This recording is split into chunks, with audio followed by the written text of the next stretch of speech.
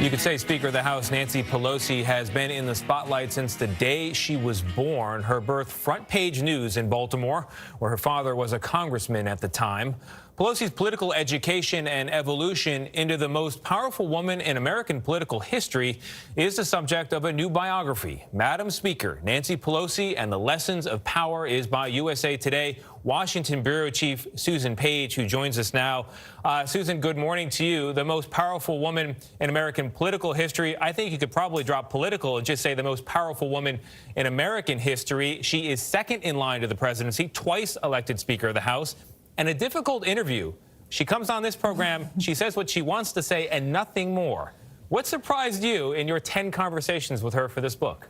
Well, one thing that was great in these 10 interviews was that I think she came to trust me a little more, relax a little more. I interviewed her just last week for USA Today, and she talked about the events of January 6th with some candor. She said that she thought that, in fact, that mob on January 6th did intend to kill her, but if they had caught her, they would have had a battle on their hands because she's a street fighter.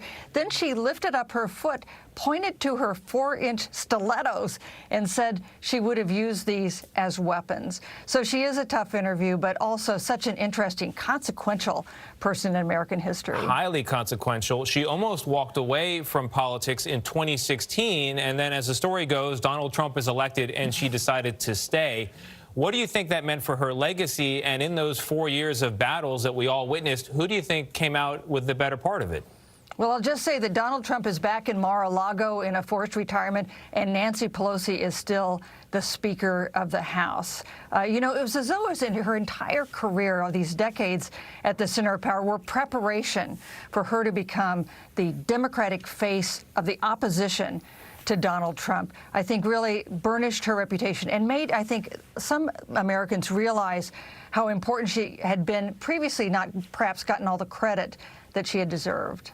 She has been reelected Speaker at a time when the incoming was not only from those on the right in political attack ads and in speeches, but also those on the left. How has she been able to balance the two?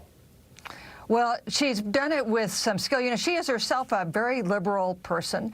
She's a New Deal kind of Democrat, but she thinks and understands that it's the Democratic members of the House from swing districts that have given Democrats the majority and the ability to get things done, and that's how she's navigated that very narrow thread. You know, at the moment, she can only lose 2 Democratic votes and get things through this very partisan House. That leaves her almost no wiggle room to hold these wings of the party together. Yeah, one of the amazing things about Madam Speaker is she did not enter politics until she was in her late 40s. I believe 47, had already raised 5 children, but clearly had learned the lessons of power, which is the subtitle of the book. What is the biggest lesson, would you say, from the career of Nancy Pelosi?